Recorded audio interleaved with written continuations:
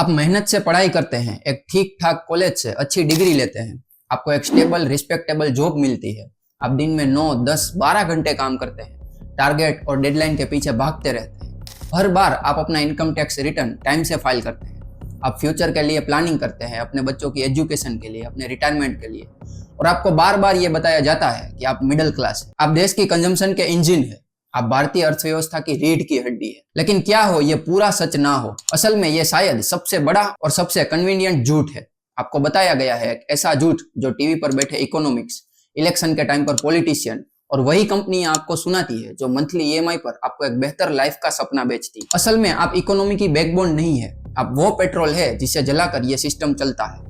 और आयरनी देखिए, इसका टैंक भी आप खुद ही फुल करते हैं। ये पूरा सिस्टम जो एक बड़ी कॉम्प्लेक्स और शानदार मशीन है, ये आपको जलाकर खत्म करने के लिए डिजाइन की गई है। इसे ऐसे बनाया गया है कि आप एक ट्रेडमिल पर दौड़ते रहते हैं, आप ज्यादा मेहनत करते हैं सिर्फ एक ही जगह पर टिके रहने के लिए।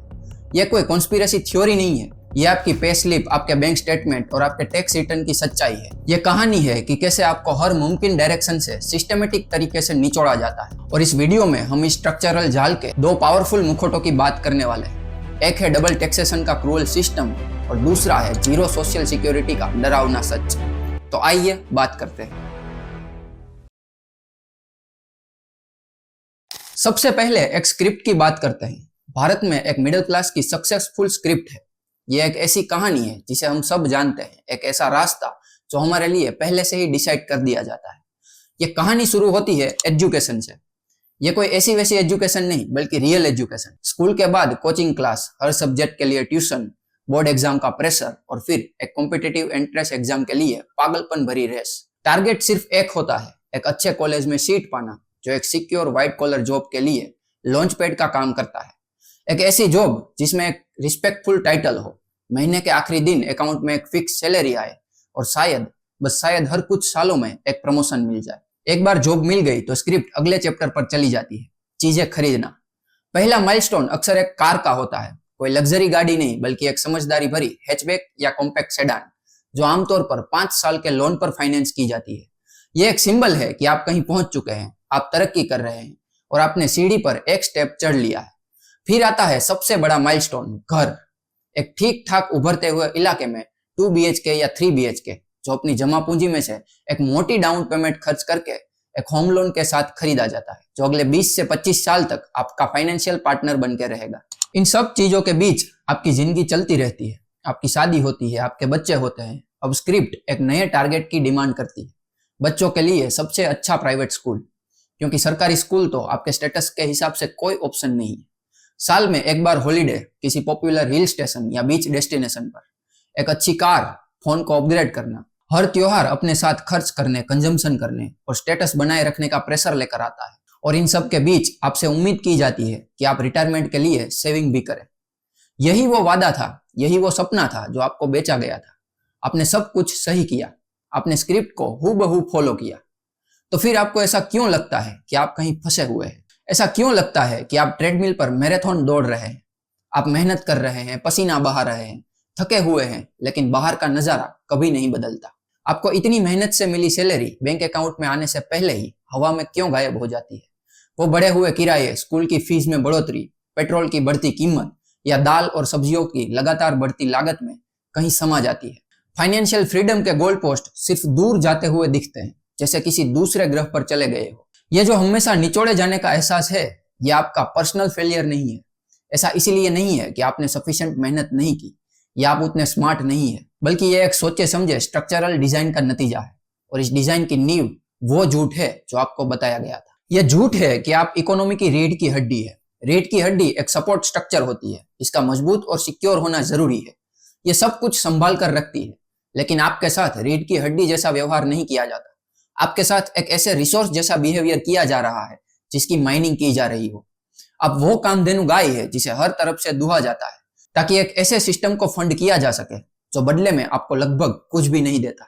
अमीरों के पास इस सिस्टम को नेगेटिव करने और अक्सर इसे बाईपास करने के लिए कैपिटल, कनेक्शन और अकाउंटेंट होते हैं। वो उन एसेट के मालिक है जिनकी वैल्यू सोते समय भी बढ़ती है। वहीं जो लोग बिलो पॉवर्टी लाइन है, उनके लिए बड़े पैमाने पर वेलफेयर स्कीम और सब्सिडी का फोकस है, जिनका पैसा गवर्नमेंट देती है, क्योंकि वो एक इंपॉर्टेंट और ऑर्गेनाइज वोट बैंक है। और कोई भी पॉलिटिकल पार्टीज उन्हें नजरअंदाज नहीं कर सकते। और फिर आते हैं हम लोग, यानी कि मिडिल क्लास, सब्सिडी के लिए बहुत अमीर, लेकिन असली अमीरों वाले लूपहोल का फायदा उठाने के लिए काफी ज्यादा गरीब और पॉलिटिकली बेघर। मिडिल क्लास एक ऑर्गेनाइज ग्रुप में वोट नहीं करते, इसीलिए उनकी प्रॉब्लम्स को लगातार नजरअंदाज किया जाता है। मिडिल क्लास वो आज्ञाकारी सैलरी टैक्स पेयर है जिनसे बिना कोई सवाल पूछे ही टीडीएस काट लिया जाता है। मिडिल क्लास एक परफेक्ट टारगेट है और यही वो पेट्रोल है जिसकी सिस्टम को जरूरत है। यह सिस्टम टूटा हुआ नहीं है, यह ठीक वैसे ही काम कर रहा है जैसा इसे करना चाहिए। यह एक कंजम्पशन और टैक्सेशन इंजन है और मिडिल क्लास ही वो हाई ऑक्टेन गैसोलीन है जो इसे चलाए रखता है। अब चलिए इस निचोड़ने के मैकेनिक्स में उतरते हैं, आपके पैसे का पीछा करते हैं। यहीं पर कहानी एक हार्ड मैथमेटिकल सच में बदल जाती है।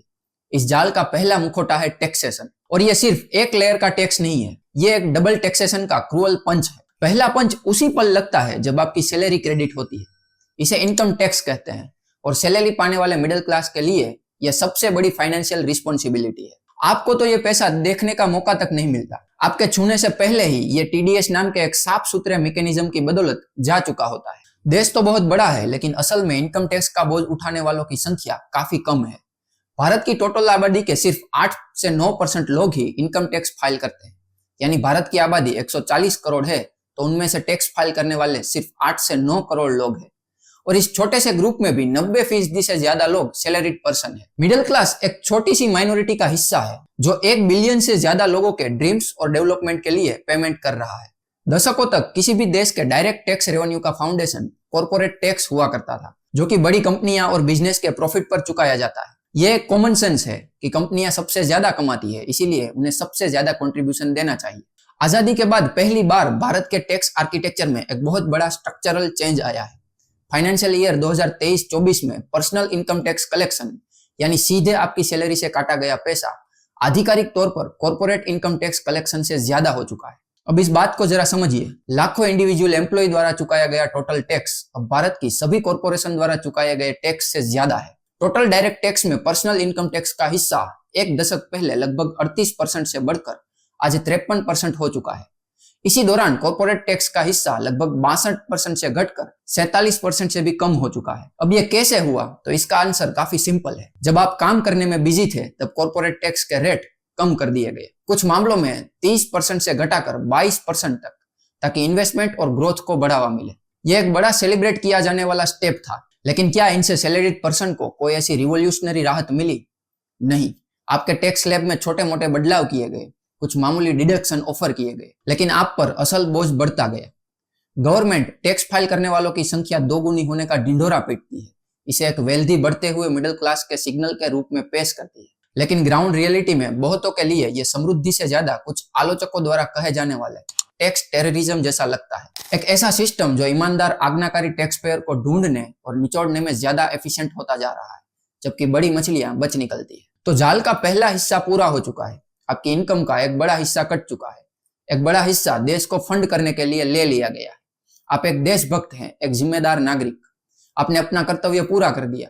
अब आप अपने मेहनत से कमाए हुए पैसों को अपनी जिंदगी जीने के लिए इस्तेमाल कर सकते हैं। तो अगर आप भी ऐसा सोचते हैं तो आप गलत है, क्योंकि यहीं पर आता है दूसरा पंच। यह जाल का वो हिस्सा है जो कहीं ज्यादा खतरनाक है, क्योंकि यह ज्यादातर इनविजिबल है। यह डबल टैक्सेशन का कॉन्सेप्ट है। आपने जो पैसा कमाया है उस पर आप पहले ही टैक्स दे चुके हैं, अब गवर्नमेंट आपसे दोबारा टैक्स लेगी उस पैसे पर जो आप खर्च करते हैं। यह छिपा हुआ टैक्स आपकी रोजमर्रा की जिंदगी में बुना हुआ है। इसे गुड्स एंड सर्विस टैक्स यानी जीएसटी कहते हैं। सोचिए, आपकी पोस्ट टैक्स सैलरी पानी से भरी एक बाल्टी है जिसे आपने बड़ी मेहनत से भरा है।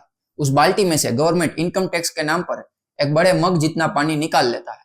अब इमेजिन कीजिए कि आप उस पानी का इस्तेमाल जिस भी चीज के लिए करते हैं, हर घूंट जो आप पीते हैं, हर बूंद जो आप इस्तेमाल करते हैं, उनसे एक छोटी इनविजिबल स्ट्रॉ जुड़ी हुई जो थोड़ा थोड़ा पानी वापस गवर्नमेंट के वाटर बॉडीज में खींच रहा है। यही है जीएसटी। आप सुबह उठकर ब्रश करते हैं, आपने जो टूथपेस्ट और टूथब्रश खरीदा था उस पर जीएसटी है। आप एक कप चाय बनाते हैं, चाय पत्ती, चीनी, दूध का पैकेट, इन सभी के कंपोनेंट्स पर सप्लाई चेन में कहीं ना कहीं जीएसटी लगता है। आप काम पर जाने के लिए अपनी कार में बैठते हैं। जब आपने कार खरीदी थी तो उस पर एक भारी जीएसटी कंपोनेंट था। आप जो पेट्रोल भरवाते हैं वो दुनिया के सबसे ज्यादा टैक्स वाले रिजीम में से एक है। आप जो इंश्योरेंस पे करते हैं उस पर जीएसटी है। आपके मोबाइल फोन बिल पर 18% जीएसटी है। जिस इंटरनेट कनेक्शन पर हम डिपेंडेंट है उस पर भी 18% जीएसटी है। आप फूड डिलीवरी ऐप से लंच ऑर्डर करते हैं, जीएसटी। आप वीकेंड पर अपने फैमिली को रेस्टोरेंट लेके जाते हैं, यहाँ पे भी जीएसटी। इस इनडायरेक्ट टैक्सेशन से होने वाला रेवेन्यू एक चौंकाने वाली दर से आगे बढ़ रहा है, जो सिर्फ पिछले 5 सालों में 2 गुने से भी ज्यादा हो चुका है, जो इकोनॉमी से पैसा निकालने में इसकी एफिशिएंसी को दिखाता है। और यही चीज डबल टैक्सेशन की क्रुअलिटी है। सिस्टम एक बड़ा हिस्सा तब लेता है जब आप पैसा कमाते हैं, और फिर जब आप बचे हुए पैसे को खर्च करने की कोशिश करते हैं तो लगभग हर ट्रांजेक्शन पर दूसरा हिस्सा लिया जाता है। यह एक लगातार चलने वाली फाइनेंशियल कटौती है। आपकी जेब में रखे 100 के नोट का वैल्यू असल में 100 रुपए है ही नहीं।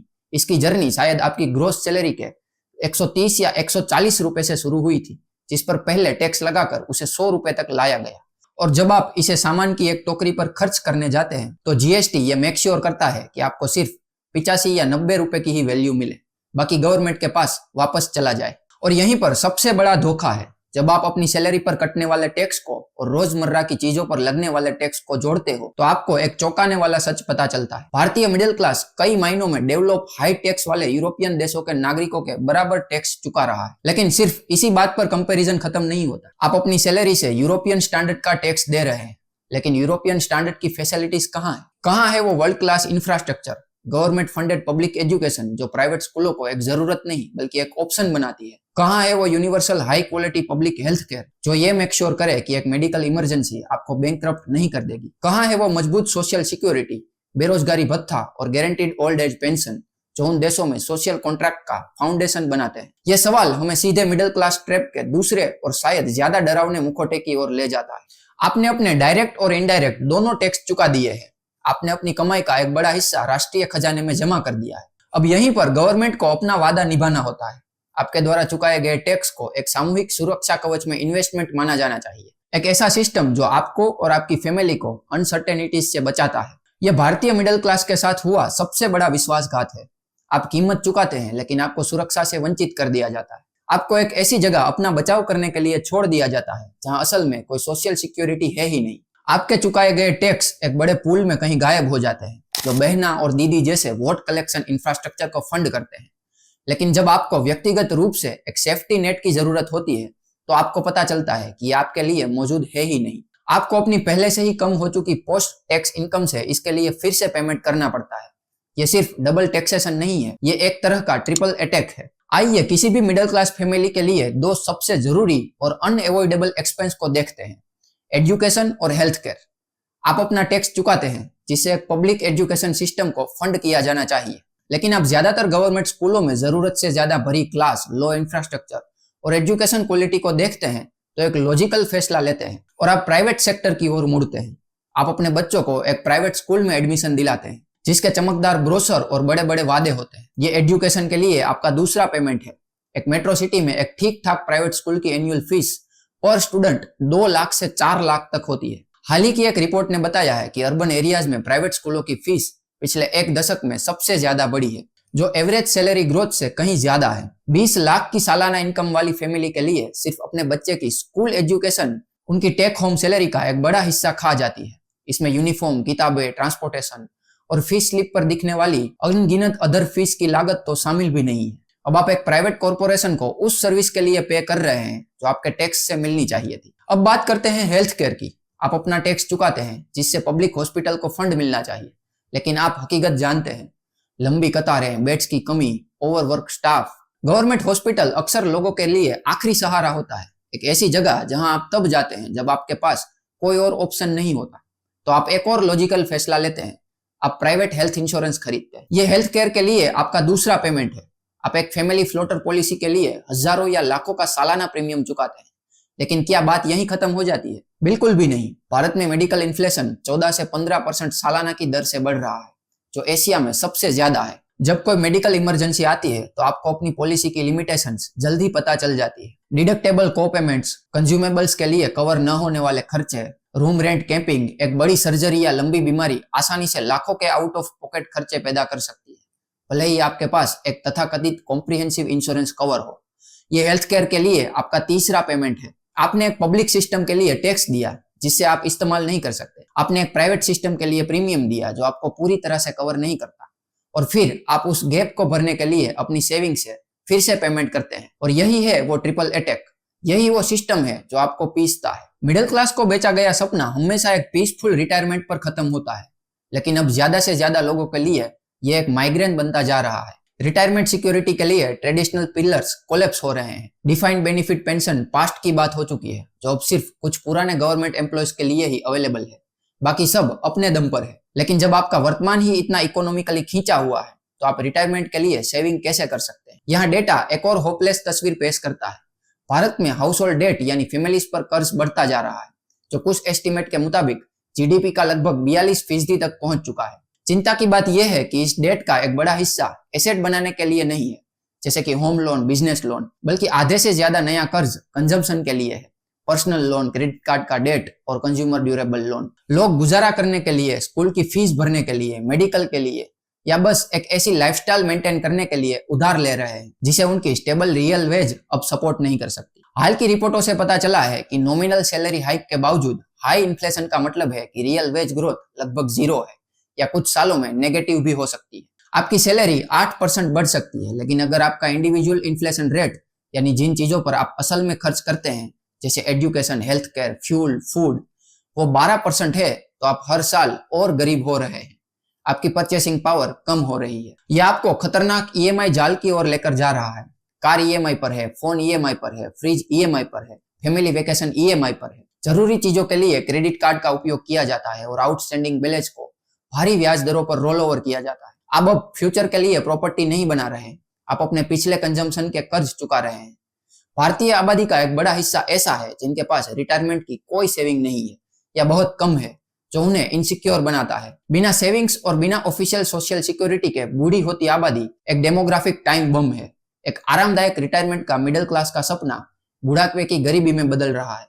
तो ऐसा क्यों होता है? इतने बड़े वेल एजुकेटेड और इकोनॉमिकली इंपोर्टेंट मिडिल क्लास का सिस्टमेटिक इग्नोरेंस क्यों हो रहा है? तो इसका जवाब एकदम सिंपल है, पॉलिटिकल इररिलेवेंस। इंडियन मिडिल क्लास का एक स्टेबल वोट बैंक नहीं है। भारत का मिडिल क्लास अलग अलग प्रोफेशन, जातियों और रीजनल आइडेंटिटी में बटा हुआ है। मिडिल क्लास किसी एक पॉलिटिकल आइडेंटिटी को सपोर्ट नहीं करता, इसीलिए मिडिल क्लास का कोई नेता नहीं है जो इनके लिए बोलता हो। मिडिल क्लास के पास कोई ऐसा एसोसिएशन नहीं है जो उनके अधिकारों की मांग के लिए कोई बात कर सके। मिडिल क्लास की मांग है बेहतर गवर्नेंस, कम भ्रष्टाचार और बेहतर पब्लिक सर्विसेज जैसे कॉन्सेप्ट के लिए है। ऐसी चीजें जिन्हें एक इलेक्शन साइकिल में डिलीवर करना मुश्किल है। इसीलिए पॉलिटिकल पार्टीज अपनी सारी एनर्जी उन 2 बड़े ग्रुप्स पर लगाती है जिन्हें वो मोबिलाइज कर सकते हैं। पहले हैं बिलो पॉवर्टी लाइन में रहने वाले लोग, जिन्हें सब्सिडी, मुफ्त की चीजें और वेलफेयर स्कीम के वादे किए जाते हैं। और दूसरे हैं सुपर रिच, जो उनके इलेक्शन कैंपेन को फंड करते हैं और अपने इंटरेस्ट के लिए पॉलिसी मेकिंग को इन्फ्लुएंस करते हैं। मिडिल क्लास एक क्रॉस फायर में फंस चुका है। मिडिल क्लास वो है जो उन वेलफेयर स्कीम को फंड करने वाले टैक्स चुकाता है, लेकिन उनको इन वेलफेयर स्कीम का कोई लाभ नहीं मिलता। मिडिल क्लास वो है जो लॉ एंड ऑर्डर का सम्मान करता है, जबकि पावरफुल लोग लूप होल से बच निकलते हैं। मिडिल क्लास फॉर ग्रांटेड लिया जाता है, उनकी कंप्लायंस को उनकी खुशी मान लिया जाता है। सिस्टम जानता है कि मिडिल क्लास लोग सोशल मीडिया पर शिकायत करेंगे, डिनर टेबल पर गुस्से में बहस करेंगे, लेकिन दूसरे दिन सुबह फिर से काम पर लग जाएंगे और इकोनॉमी के इंजन को चालू रखेंगे, क्योंकि मिडिल क्लास लोगों के पास खोने के लिए बहुत कुछ है और वो इस चीज को अच्छे से जानते हैं। अब ये एनालिसिस डिसअपॉइंटिंग लग सकता है। ऐसा महसूस हो सकता है कि आप ऐसे गेम में फंस चुके हो जो आपके खिलाफ धांधली करके बनाया गया है, और कई मायनों में ऐसा सच में हुआ भी है। लेकिन गेम के रूल्स को समझना ही उससे अपने फायदे के लिए खेलना सीखने का पहला स्टेप है। इसका सॉल्यूशन सिस्टम के बदलने का इंतजार करना नहीं है, बल्कि सिस्टम के साथ अपने रिश्ते को बदलना है। सबसे पावरफुल काम जो आप कर सकते हैं वो है इस झूठ को पूरी तरह से खारिज करना कि आप इकोनॉमी की रीढ़ है। खुद को एक महान शहीद के रूप में देखना बंद करें। सिस्टम को वैसे देखें जैसा वो एक्चुअल में है, एक रेवेन्यू मैक्सिमाइजेशन मशीन जो आपकी एक्टिव इनकम और आपके कंजम्पशन से जितना संभव हो उतना निकालने के लिए डिजाइन किया गया। ये कोई सिनिसिज्म नहीं है, बल्कि ये एक क्लैरिटी है। जब आप इस ब्रेथ टेकिंग कहानी पर विश्वास करना बंद कर देते हैं, तो आप इसके नीचे के मैकेनिक्स को देखना शुरू कर देते हैं। आपको एहसास होता है कि गवर्नमेंट आपकी कोई फाइनेंशियल पार्टनर नहीं है। आपको एहसास होता है कि आपके एम्प्लॉयर का पहला टारगेट आपकी लाइफ लॉन्ग प्रोस्पेरिटी नहीं है। आपको एहसास होता है कि आपकी जॉब या सैलरी आपकी वेल्थ क्रिएशन जर्नी में सिर्फ एक टूल है, और वो भी एक भारी टैक्स वाला इनसफिशिएंट टूल। रियल फ्रीडम उसी वक्त शुरू होती है जब आप इस हकीकत को स्वीकार करते हैं और सिस्टम के झूठे वादों से फ्री होकर अपना खुद का फाइनेंशियल टूल बनाने का फैसला करते हैं। यह सबसे जरूरी स्ट्रेटेजिक बदलाव है जो आपको करना ही होगा। पूरा सिस्टम 2 तरह के लोगों को सजा देने के लिए बनाया गया है। एक है सैलरी कमाने वाला और दूसरा है कंज्यूमर। ये सिस्टम एक ही इंसान को सबसे ज्यादा रिवॉर्ड देता है और वो है एसेट का मालिक यानी कि ओनर। इसलिए आपका मिशन खुद को एक high earning high spending consumer से इनकम जनरेटिंग एसेट के मालिक में बदलना है। आपका एम आपकी एक्टिव हाई टैक्स वाली सैलरी को एक ऐसे एसेट में बदलना होना चाहिए जो पैसिव या कम टैक्स वाली इनकम जनरेट कर सके। इसका मतलब है कि आपके द्वारा कमाए गए हर रुपये को एक नए नजरिए से देखा जाना चाहिए। यह पूछने की बजाय मैं इस पैसे से क्या खरीद सकता हूँ, आपको पूछना चाहिए कि यह पैसा मेरे लिए कौन सा एसेट खरीद सकता है।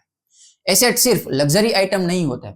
एसेट वो चीजें होती है जो आपकी जेब में पैसा डालती है या जिसकी टाइम के साथ वैल्यू बढ़ती है, जैसे कि equity ownership, real estate ownership या बिजनेस ओनरशिप। यह चेंज एक दिमागी मैराथन है, कोई स्प्रिंट नहीं है। इसके लिए आपको ग्रेटिफिकेशन को टालना होगा, ईएमआई कल्चर को ना कहना होगा। इसी तरह आप किसी और का पेट्रोल बनना बंद कर सकते हैं और अपना खुद का इंजन बनना शुरू करते हैं। तो चलिए वहीं वापस आते हैं जहां से हमने शुरू किया था, वो झूठ कि आप इकोनॉमी की रीढ़ है, जबकि हकीकत में आप एक ऐसे सिस्टम के लिए पेट्रोल है जो आपको एक ही जगह पर दौड़ाते रहने के लिए डिजाइन किया गया है। डबल टैक्सेशन का एक सिस्टम जो आपसे तब लेता है जब आप कमाते हैं और जब आप खर्च करते हैं, तो और एक सोशल सिक्योरिटी का जीरो जो आपको हेल्थ, एजुकेशन और रिटायरमेंट की बेसिक सिक्योरिटी के लिए बार बार पेमेंट करने के लिए मजबूर करता है। लेकिन ट्रैप की पहचान करना उसे नाकाम करने का पहला स्टेप है। यह सच है कि भले ही आप सिस्टम को रातों रात नहीं बदल सकते, लेकिन आपके पास सिस्टम के अंदर रहकर अपनी खुद की फाइनेंशियल फ्रीडम को बदलने की पूरी ताकत है। बाहर का रास्ता शिकायतें करने या किसी राजनीतिक मसीहा का इंतजार करने से नहीं मिलेगा। बाहर का रास्ता मानसिकता में एक रिवॉल्यूशनरी चेंज से मिलेगा, कंजम्पशन से ओनरशिप की ओर जाने से मिलेगा, एक एम्प्लॉय होने से एक इन्वेस्टर बनने से मिलेगा, आपकी सैलरी खर्च करने से एसेट का एक पोर्टफोलियो बनाने से मिलेगा, दूसरे का पेट्रोल बनने से अपना खुद का इंजन बनने से मिलेगा। झूठ का विश्वास करना बंद करें, अपना खुद का सच बनाना शुरू करें। तो अगर ये बात आपको रिलेटेबल लगती है, अगर आपने इस दबाव को और इस निराशा को महसूस किया है, तो नीचे कमेंट्स में अपना अनुभव शेयर करें। आइए एक ऐसी जगह बनाए जहां इन कहानियों को सुना जाए, क्योंकि मिडिल क्लास सिर्फ इकोनॉमिक रिपोर्ट पर एक आंकड़ा नहीं है, ये लाखों इंसान के स्ट्रगल और उनकी आकांक्षाओं का एक ग्रुप। तो इस वीडियो को उन लोगों के साथ शेयर करें जो इस कभी न रुकने वाले ट्रेडमिल पर लगातार दौड़ रहे हैं। धन्यवाद।